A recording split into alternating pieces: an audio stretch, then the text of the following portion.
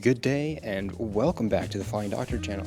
Today our journey begins in Tupelo, but you won't get here using one of the normal big three airlines. So, how did I get here and what's the journey like? If you're interested in finding out how to get to Tupelo and where I'm headed, I encourage you to sit back, relax, get ready for another interesting flight review. Let's head over to Nashville, where my day started a couple hours ago.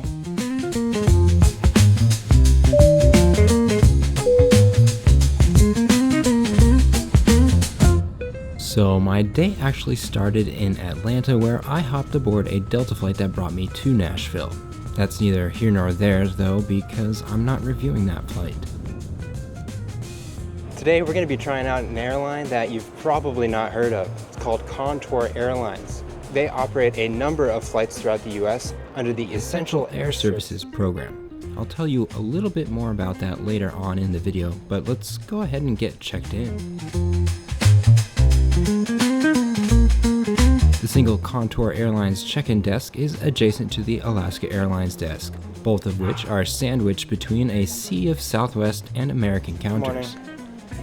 Took me a minute to locate the counter, and at first glance it appeared to be unoccupied. Just showed me that today. Oh. Like I've never, all right, here you Beautiful. Thank you. go. Have a good day.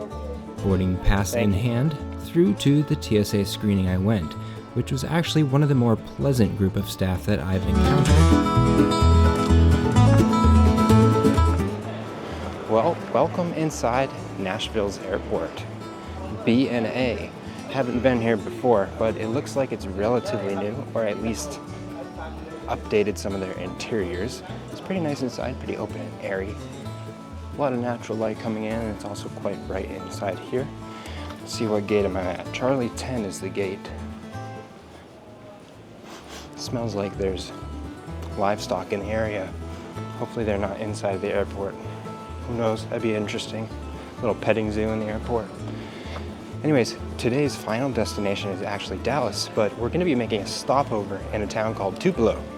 And that's part of how the Essential Air Service works. They actually connect smaller suburbs that are on the outskirts of larger areas, and airlines like Contour provide services to those communities, allowing them to make use of larger airports.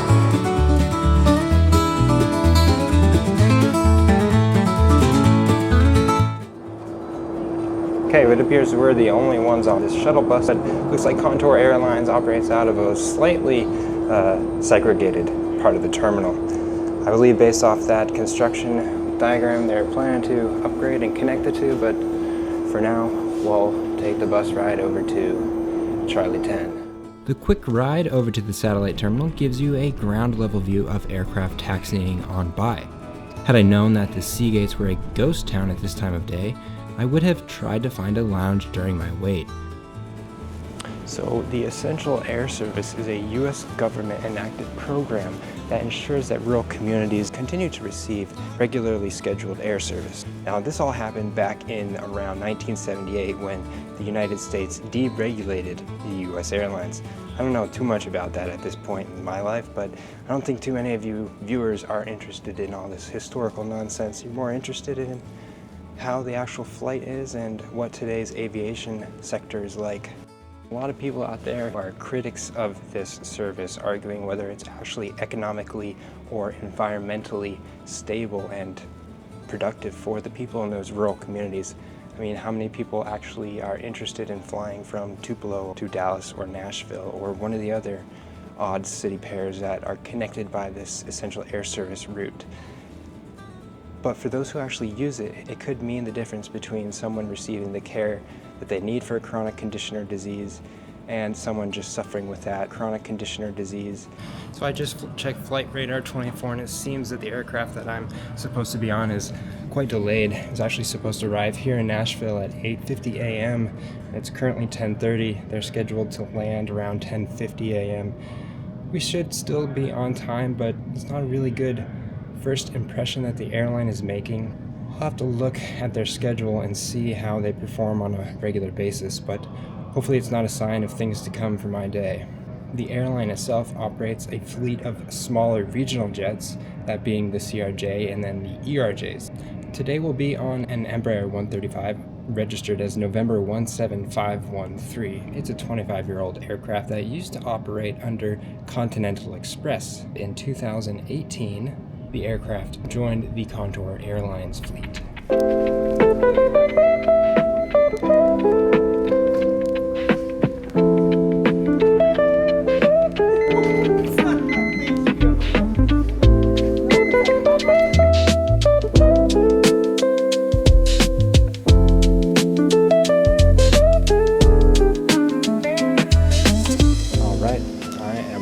The E135, and I must say the cabin is much more roomier than I anticipated. The seats, they're a little old, but they're very comfortable, and check out the recline. It's not too bad. I'm all the way here in the back in 10 Alpha. If you notice while we walked on board, it is in a 1-2 layout. It's very similar to the JSX.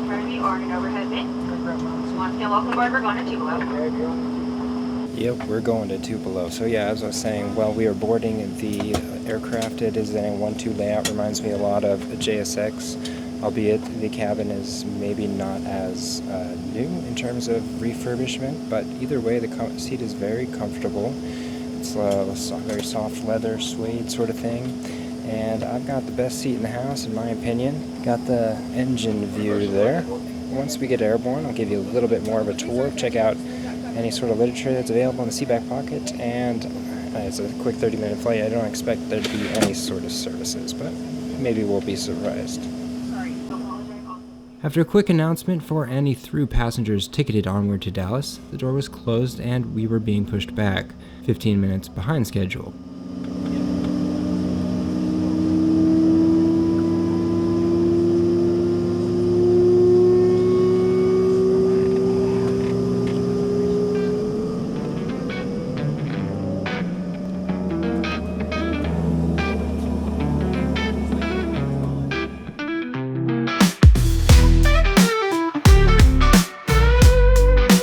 After taxiing past the satellite sea gates, I take it the more unique carriers operate out of here. Allegiant flies some odd routes, albeit not part of the Essential Air Service, but they aren't your typical point A to B carrier. It seemed like we were taxiing for ages, but I think I'm not used to having my perspective be so close to the ground when in an aircraft, so it felt a lot longer than it actually was.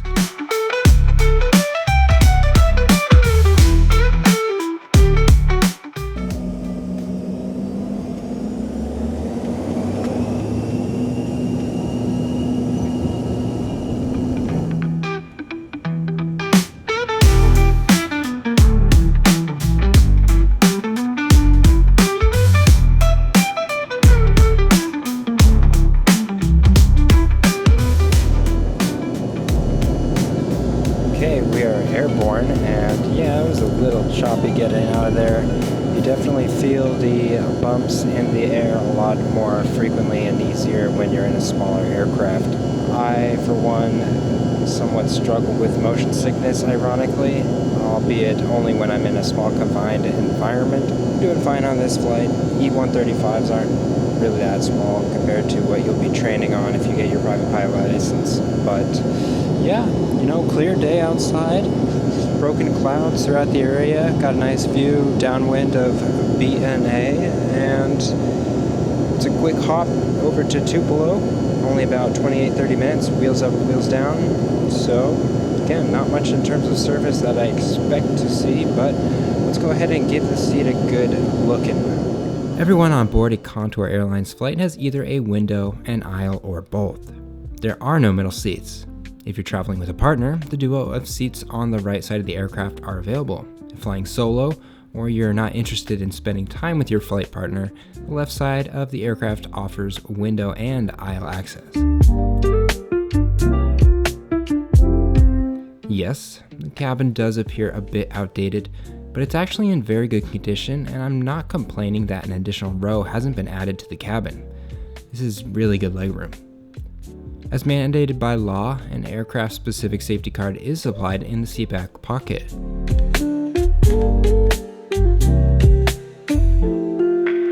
I always think it's funny how calm and collected the test dummies in these safety cards appear. Would it be too dark of a joke to make the people look a little more like they are involved in an actual emergency?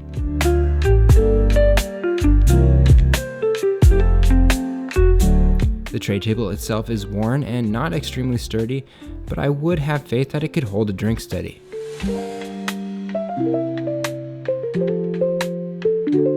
Above your head is a call button, reading light, and personal air vent.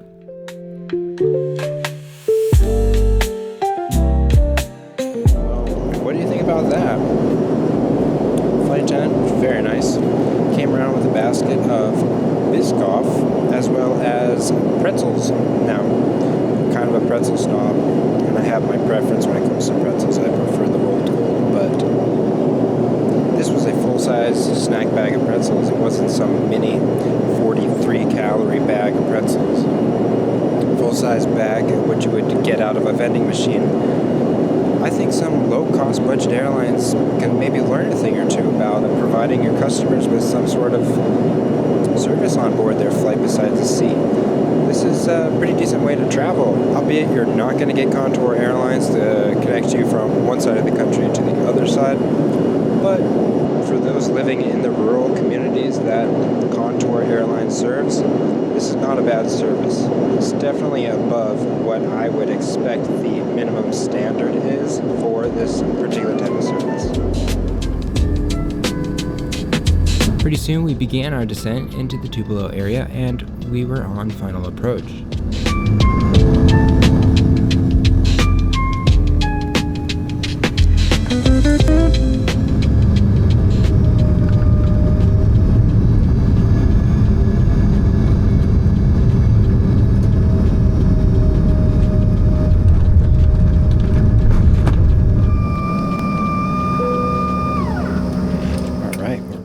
Tupelo. We're here for, I don't know, half an hour or so before we get back on the same aircraft and head over to Dallas. The passenger experience at the Tupelo Regional Airport is what I expected.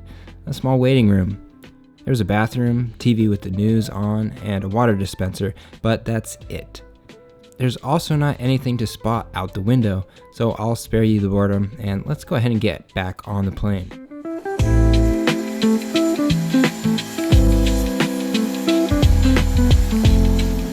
We're back on board. Same aircraft, we're headed to Dallas. I have a throbbing headache. Don't know what it's about, but hopefully it subsides and there's not too much chop in the sky, but I'll manage. I have to. Don't have a choice. So, let's see what the flight from Tupelo to Dallas-Fort Worth is like aboard Contour Airlines. Even with the headache, the taxi to the active at Tupelo did get my brain going after I spotted some aircraft that don't belong in this part of the world. Turns out, a company called Universal Asset Management operates a disassembly center at Tupelo Regional Airport where they've dismantled retired 747s, A330s, 777s, A340s, as well as a handful of smaller jets from different parts of the world.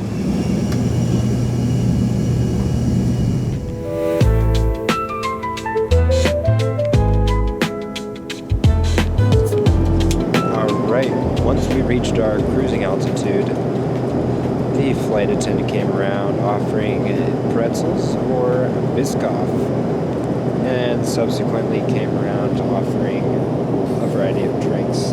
Appears to be a Coca-Cola product selection. They have Coke, Sprite. I just wanted water.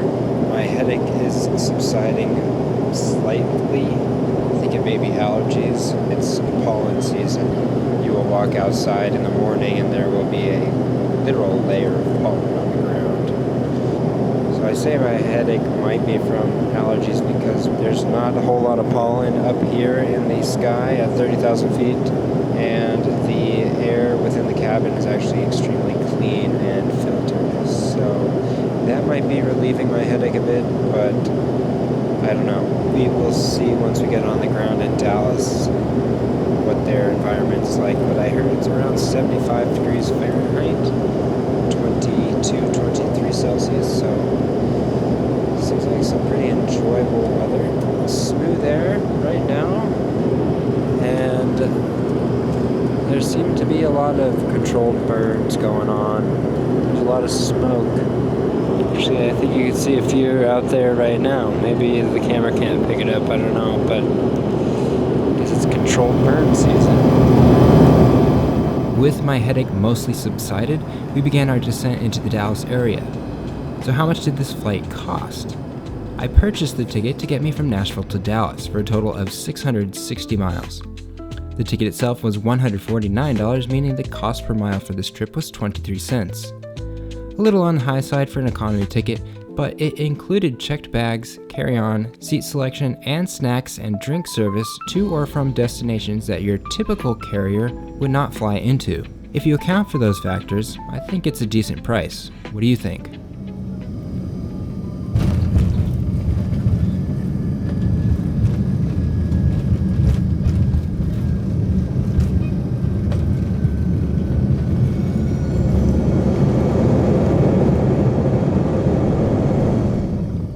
I don't think you realize how big an airport is until you experience landing at the opposite side of the airport from your arrival gate.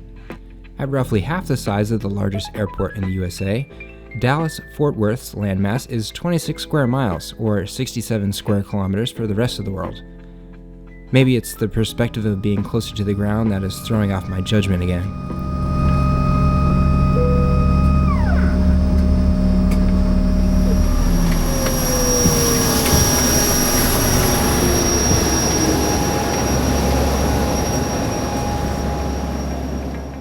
Contour operates at a remote stand at DFW, so you'll end up having to take a bus to the main terminal. It's a quick ride, and today we were lucky enough to drive under the massive right wing of a British Airways A380. Well, that was a Contour Airlines. So what do you think? I'm definitely interested to hear what you have to say about Contour Airlines as an airline. They exceeded my expectations, I'll be honest. And you know what? The price was right. They give you more than what you would get on a low-cost carrier, that's for sure. You get a free carry-on as well as checked bags. Flight attendants were nice. You also get a drink service and some snacks if the flight is long enough. So yeah, overall pretty good flight. I'm pretty impressed. This is the first time I'm in Dallas, so I've got to figure out my way around this airport and navigate myself. And I look forward to seeing you in my next aviation adventure. As always, thanks for watching. See ya.